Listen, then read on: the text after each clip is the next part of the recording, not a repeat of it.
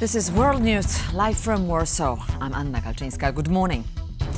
The United States has resumed intelligence sharing and military support for Ukraine. This is a direct result of the ceasefire deal negotiated yesterday in Jeddah between Ukraine and the United States. The ball for any truce now is in Russia's court. And on his way back from Jeddah, where the U.S. Ukraine negotiations were held, the Ukrainian foreign minister met with his Polish counterpart in Warsaw. Ukraine has accepted the U.S. proposal for a 30-day ceasefire, and military aid deliveries through the Rzeszów hub in Poland have resumed. Our reporter Ovidiusz Nicieja was at the joint press briefing. Good morning, Ovidiusz. What can you tell us about this meeting? So the visit in Warsaw was Andriy Sybiha, the Ukrainian foreign minister's first stop following the visit to Saudi Arabia, where the Ukrainians and Americans held an important meeting which is seen as a breakthrough in the American-Ukrainian relations. Here, Andriy Sybiha has confirmed that the sides agreed, Ukraine agreed to a 30-day temporary ceasefire, and in turn, the Americans have agreed to restore military aid to Ukraine, but also sharing intelligence data with the Ukrainians. And the Polish foreign minister reacted to this, saying that Poland welcomes these negotiations and this breakthrough because Ukraine is Poland's next door neighbor, and what happens there is very important to Poland. Ovidiusz Nicieja, thank you so much. In response to the breakthrough after U.S.-Ukraine talks in Jeddah, Ukrainian President Volodymyr Zelenskyy commented on the 30-day ceasefire proposal deal. Our Ukrainian proposal for this meeting with the Americans included three key points: securing silence in the skies, no missiles, bombs, or long-range drones, silence at sea, and real trust-building measures in the ongoing diplomatic process. This means, first and foremost, the release of prisoners, our military personnel and civilians, and the return of Ukrainian children who were taken to Russia. The American side understands our arguments and accepts our proposals. I want to thank President Trump for the constructive nature of our team's discussions. The chief of the Ukrainian president's staff, Andriy Yermak, said Kyiv also agreed to conclude the deal on developing Ukraine's mineral resources as soon as possible.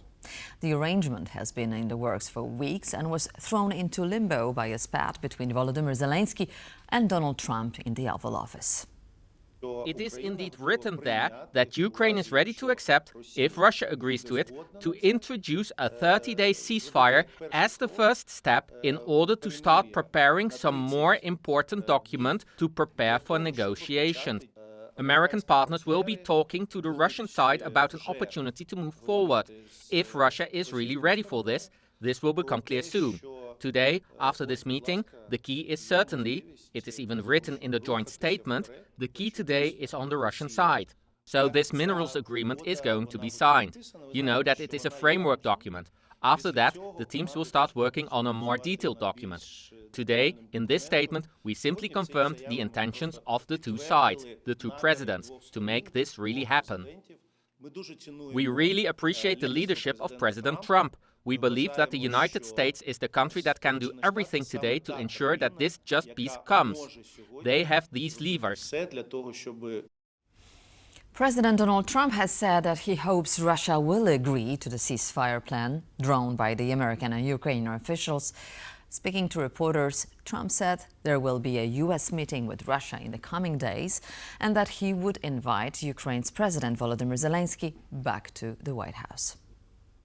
Ukraine, ceasefire.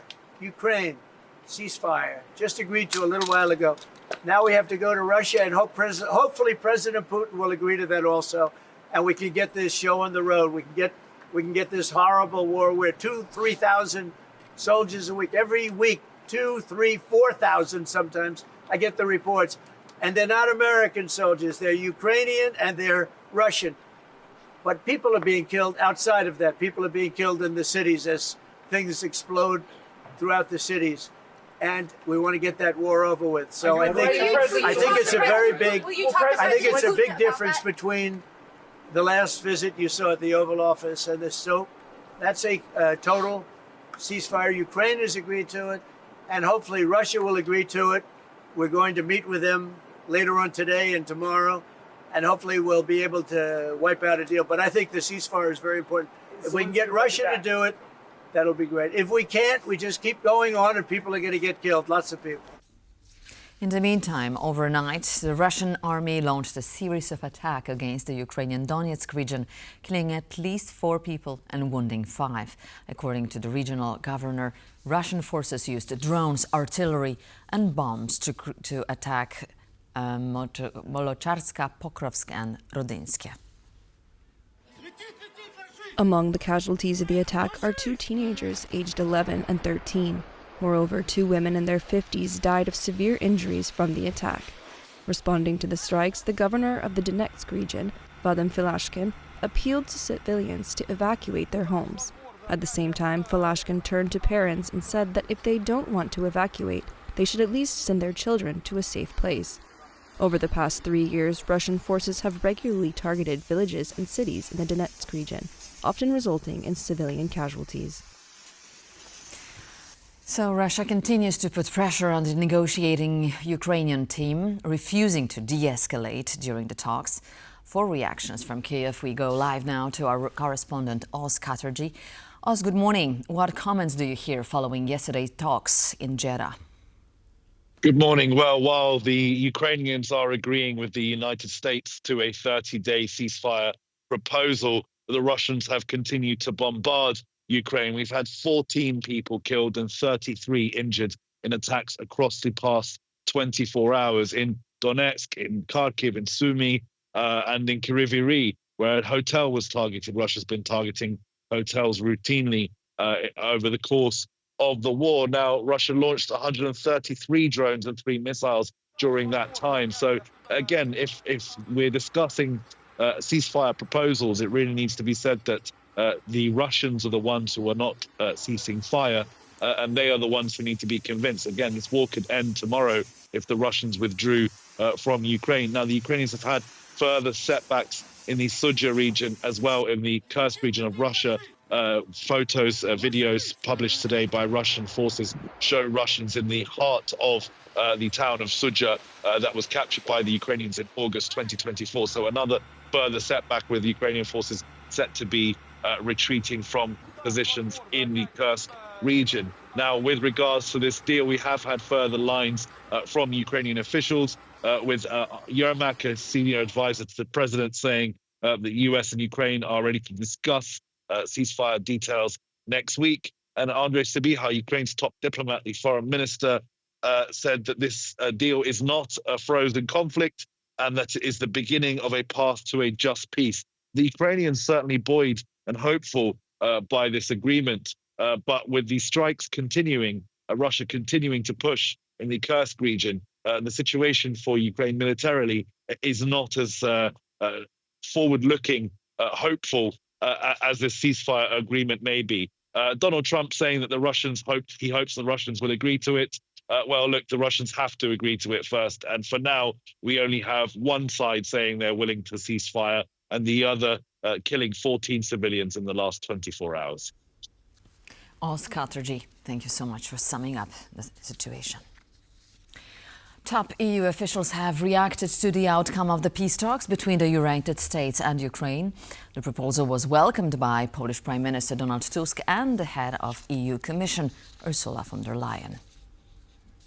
It seems like the Americans and Ukrainians have taken an important step towards peace, and Europe stands ready to help reach a just and lasting peace. We welcome today's news from Jeddah on the U.S. Ukraine talks, including the proposal for a ceasefire agreement and the resumption of U.S. intelligence sharing and security assistance. This is a positive development that can be a step towards a comprehensive, just and lasting peace for Ukraine. The ball is now in Russia's court. The EU is ready to play its full part, together with its partners, in the upcoming peace negotiations. Wednesday is shaping up to be an extremely busy day for Polish state officials. It began with a morning meeting between Radosław Sikorski with his Ukrainian counterpart, Andrzej Sybiha, who came to Warsaw for a debrief on Jeddah talks. Polish Prime Minister Donald Tusk will meanwhile be setting off for Turkey, while the Defense Minister Władysław Kosiniak-Kamysz will head to France. Polish Prime Minister Donald Tusk will visit Turkey for talks with President Recep Tayyip Erdogan. Polish and EU security will be at the top of this agenda. Everything indicates that Turkey is ready for this, Tusk said, highlighting that discussions will focus on how Ankara can increase its participation in Europe's regional security efforts. In France, Polish Defense Minister Władysław Kosiniak-Kamysz will meet with his French, German, Italian and British counterparts to discuss further support for Ukraine. The 5 ministers will meet at Val-de-Grâce in Paris. The EU intends to retaliate against the U.S. 25% global metal import levies, which come into effect today, with countermeasures targeting €26 billion worth of American goods. European Commission President Ursula von der Leyen said in a statement this morning that the EU deeply regrets the proposal and that Brussels remains open to negotiations. EU correspondent Angela Skujins reports from the Belgian capital.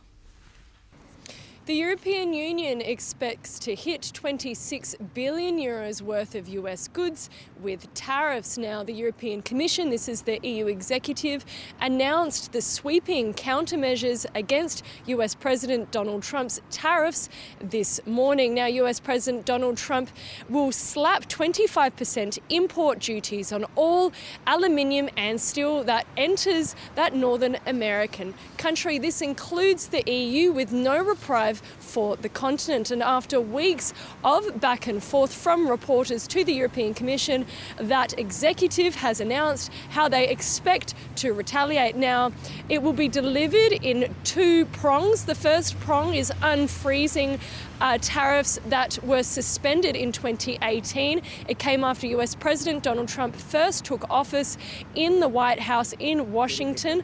So American goods such as whiskey, bourbon, Harley-Davidson motorcycles will be slapped with these new tariffs. The second part of this countermeasure includes new tariffs imposed on a range of agricultural and industrial products. We're talking about wood, eggs, dairy, vegetables and other products. Let's take a listen to what the European Commission Executive President Ursula von der Leyen had to say regarding this announcement this morning.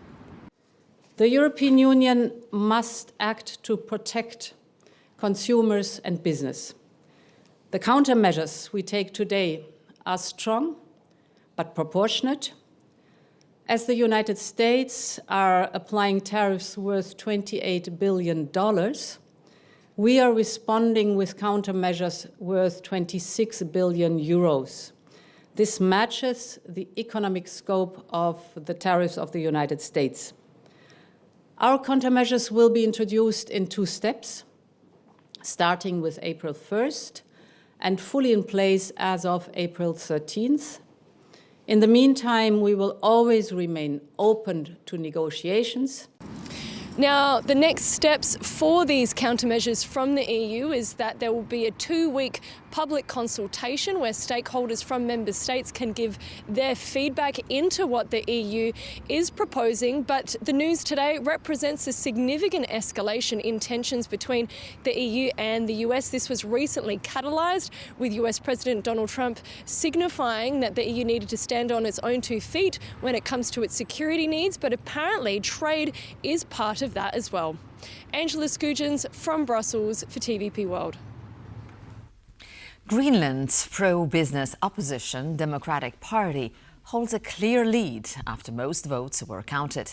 The election in the Danish territory were closely watched by the whole entire world and were dominated by US President Donald Trump's pledge to take over the island. The Democratic Party won over 29% of the votes after 90% of the ballots have been counted.